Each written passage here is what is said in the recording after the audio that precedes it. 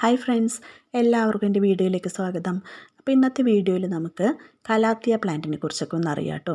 Calathea plant കാഴ്ചയിൽ നല്ല ഭംഗിയുള്ള ലീവ്സ് ഉള്ളൊരു പ്ലാന്റ്സ് ആണ് കലാത്തിയ പ്ലാന്റ്. ഒരു പൂവ് ഇതിനുണ്ടാവും കേട്ടോ. എന്നാൽ പൂവിനേക്കാൾ മനോഹരമാണ് അതിൻ്റെ ലീഫിന്. നമുക്ക് നഴ്സറിയിലേക്ക് കലാത്തിയയുടെ പല ഷെയ്ഡിൽ വരുന്ന ലീഫ്സോട് കൂടിയ പ്ലാന്റ്സ് നമുക്ക് അവൈലബിൾ ആണ്. പക്ഷേ നല്ല റേറ്റ് കൂടുതലാണ്, വാങ്ങിക്കാൻ കുറച്ച് ബുദ്ധിമുട്ടായിരിക്കാം. നല്ല റേറ്റ് കൂടിയൊരു പ്ലാന്റ് തന്നെയാണ് കേട്ടോ കലാത്തിയ. അപ്പോൾ എൻ്റെ കയ്യിൽ 2-3-4 തരത്തിലുള്ള കലാത്തിയ ഉണ്ടായിരുന്നു. അത് 2 ചീത്തായി പോയിട്ടോ, കാരണം അതിൻ്റെ വേര് ചീഞ്ഞു പോയി. വേരിന് കേടുവരും വേഗം.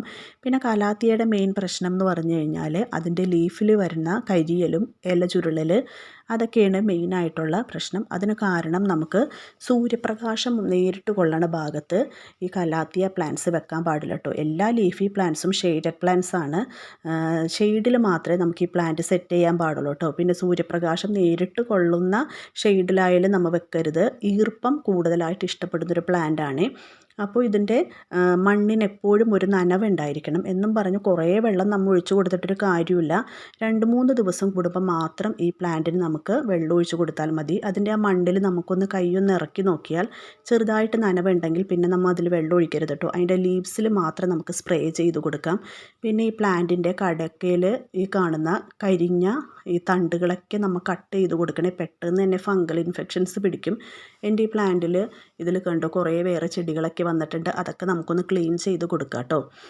അത് നമ്മൾ ഇലകളൊക്കെ ആയാലും എപ്പോഴും ഈ കരിഞ്ഞു പോണ ഇലകളൊക്കെ ഉണ്ടെങ്കിൽ അതൊക്കെ നമ്മൾ കട്ട് ചെയ്ത് കൊടുക്കണം. ചിലപ്പോൾ അതെന്തെങ്കിലും ഒരു ഫംഗൽ ഇൻഫെക്ഷൻസ് വന്നിട്ടായിരിക്കാം അതിങ്ങനെ കരിയണത്. മെച്ചുവേർഡായുമ്പോഴും നമുക്ക് ലീവ്സിന് ഇങ്ങനെ കരിയൽ വരും കേട്ടോ. അല്ലാത്തതാണെങ്കിൽ നമ്മൾ കട്ട് ചെയ്ത് കൊടുക്കണം, അല്ലെങ്കിൽ അത് വേറെ ഇലകളിലേക്കൊക്കെ കയറി പിടിക്കും. പിന്നെ ഇതിന് മെയിനായിട്ട് നമുക്ക് ചെയ്യേണ്ടത് പോട്ടി മിക്സ് ആണ് കേട്ടോ. ഒരു പ്ലാന്റ് നമ്മൾ പുതിയതായിട്ട് നടാൻ പോകുമ്പോൾ എന്തൊക്കെ ചേർക്കണമെന്ന് പറയാം കേട്ടോ. ഫസ്റ്റ് തന്നെ മണ്ണ്, കട്ടയൊന്നുമില്ലാത്ത നല്ല തരി പോലത്തെ മണ്ണ് എടുക്കണം. ഇളക്കമുള്ള മണ്ണാണ് എപ്പോഴും പ്ലാന്റ് നടാൻ നല്ലത്. പിന്നെ ചാണാപ്പൊടി, ചകിരിച്ചോറ്, പിന്നെ സാഫ് നമുക്ക് ആ മണ്ണിൽ എന്തെങ്കിലുമൊക്കെ കീടങ്ങളൊക്കെ ഉണ്ടെങ്കിൽ അതൊക്കെ പോകാൻ വേണ്ടിയാണ് കേട്ടോ സാഫ് ഇടുന്നത്. പിന്നെ എല്ലുപൊടി, ഒരു പിടി എല്ലുപൊടി ഇട്ടാൽ മതി. ഇതെല്ലാം കൂടി ചേർത്ത് നല്ലതുപോലെ മിക്സ് ചെയ്യണേ. അതിലേക്ക് വേണം നമുക്ക് ഈ പ്ലാന്റ് നടാൻ വേണ്ടി.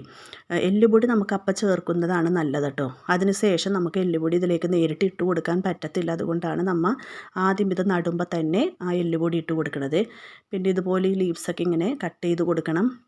കുറേ ലീവ്സ് കട്ട് ചെയ്ത് കൊടുത്തിട്ടുണ്ട് ഞാൻ. ഇനി ഇതൊക്കെ ഞാൻ ഷെയ്ഡിലേക്ക് മാറ്റാൻ പോണേന് കേട്ടോ.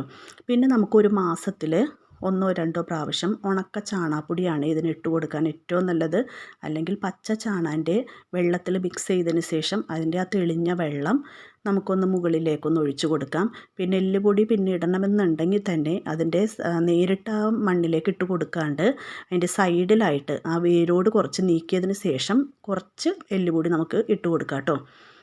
ഇതൊക്കെയാണ് മെയിനായിട്ട് ഇതിന് നമ്മൾ സൂക്ഷിക്കേണ്ടത്. പിന്നെ അടുത്തത് ഈ ലീവ്സിലൊക്കെ ചെറിയ ഫംഗൽസൊക്കെ വന്നിട്ടുണ്ടെങ്കിൽ ഞാൻ പെസ്റ്റിസൈഡ്സ് ഒന്നും ഞാൻ യൂസ് ചെയ്യാറില്ല കേട്ടോ. അതിന് പകരം ഞാൻ ഇതുപോലെ ഒരു കോട്ടൺ തുണിയെടുത്ത് നോർമൽ വാട്ടറിൽ മുക്കി ഇങ്ങനെ ഒരാഴ്ചയോ 2 ആഴ്ചയോ കൂടുമ്പോൾ ഇതുപോലെ ലീവ്സൊക്കെ ഇതുപോലെ തുടച്ചു കൊടുക്കുകയെ. അപ്പോൾ അതിലെന്തെങ്കിലും പ്രാണികൾ, ഒരു വൈറ്റ് കളറിലൊരു ഫംഗസൊക്കെ വരത്തില്ലേ, അതൊക്കെ പോയി കിട്ടുകയെ. നല്ല ഷൈനിങ്ങും ഉണ്ടാകും. പൊടികളൊക്കെ പോയി നല്ല ഹെൽത്തി ആയിട്ട് നമ്മുടെ ലീവ്സ് വരും കേട്ടോ. അപ്പോൾ ഇതുപോലെ ഇതുവരെ എൻ്റെ ഈ പ്ലാന്റിൽ ഒരു ഫ്ലവറൊന്നും വന്നിട്ടില്ലേ, കണ്ടോ ഇങ്ങനെ ഇരിക്കും. ഇതുപോലെ നമുക്ക് ആഴ്ചയിലോ 2 ആഴ്ച കൂടുമ്പോഴൊക്കെ ചെയ്ത് കൊടുക്കാം കേട്ടോ. ഇത് നല്ല നീളത്തിൽ വരുന്ന ലീവ്സോട് കൂടിയതാണ്. ഇപ്പോൾ വെയിലത്തിരുന്നത് കാരണം കുറേയൊക്കെ നമുക്കിങ്ങനെ കരിഞ്ഞൊക്കെ പോയിട്ടുണ്ട്. അതൊക്കെ ഞാൻ കട്ട് ചെയ്ത് കൊടുക്കും കേട്ടോ. പിന്നെ ഇപ്പോൾ ചാണാപ്പൊടി, നല്ല ഉണക്ക ചാണാപ്പൊടി ഇട്ട് കൊടുക്കുന്നതാണ് ഏറ്റവും നല്ലത്. കുറച്ച് നനവുള്ള ചാണാപ്പൊടിയാണെങ്കിൽ അതിലെന്തെങ്കിലും ഫംഗസൊക്കെ വന്ന ആ പ്ലാന്റിൻ്റെ റൂട്ടിനെയൊക്കെ അത് ബാധിക്കുവേ. അപ്പോൾ നല്ലതുപോലെ ഉണങ്ങിയിരിക്കുന്ന ചാണാപ്പൊടിയാണ് നമുക്ക് നേരിട്ട് തന്നെ അങ്ങോട്ട് ഇട്ട് കൊടുക്കാം കേട്ടോ. അപ്പം വെള്ളം ഒഴിക്കുമ്പോഴേക്കും അതിങ്ങനെ ചെറുതായിട്ടൊരു നനവ് ഈർപ്പമായിട്ട് ഇങ്ങനെ നിന്നോളും. ഈ ചെടിക്ക് ഈർപ്പമാണ് ഏറ്റവും അത്യാവശ്യമായിട്ട് വേണ്ടത്. നമുക്ക് ഇൻഡോറായിട്ടൊക്കെ വെക്കാൻ പറ്റിയ ഒരു പ്ലാന്റാണ് കലാത്തിയ പ്ലാന്റ്. പിന്നെ ഇടയ്ക്ക് നമുക്കൊന്ന് സൺലൈറ്റ് ആഴ്ചയിൽ ഒരു ദിവസവും സൺലൈറ്റിൽ കൊണ്ടുപോയി വെച്ച് സൺലൈറ്റ് കൊള്ളിക്കാം കേട്ടോ. അപ്പോൾ ഇതുപോലെ ചാണാപ്പൊടി ഇട്ടൊക്കെ കൊടുക്കാം. നല്ല ഭംഗിയുള്ളൊരു പ്ലാന്റാണ്. അപ്പോൾ ഫസ്റ്റ് തന്നെ നമ്മൾ നോക്കേണ്ടത് പോട്ടി മിക്സ് കറക്റ്റായിരിക്കണം.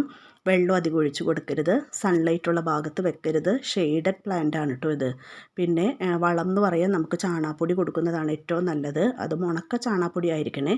അല്ലെങ്കിൽ ചാണാപ്പൊടിയുടെ തെളിവെള്ളം, വെള്ളത്തിലിട്ട് വെച്ചതിന് ശേഷം ആ തെളിവെള്ളം ആഴ്ചയിലോ 2 ആഴ്ചയിലോ നമുക്ക് ഒരു ദിവസം കുറച്ച് ഒഴിച്ച് കൊടുത്താൽ മതി. അപ്പോൾ എല്ലാവർക്കും ഇഷ്ടമായെങ്കിൽ ലൈക്ക് സബ്സ്ക്രൈബ് ഒന്ന് ചെയ്തേക്കണേ.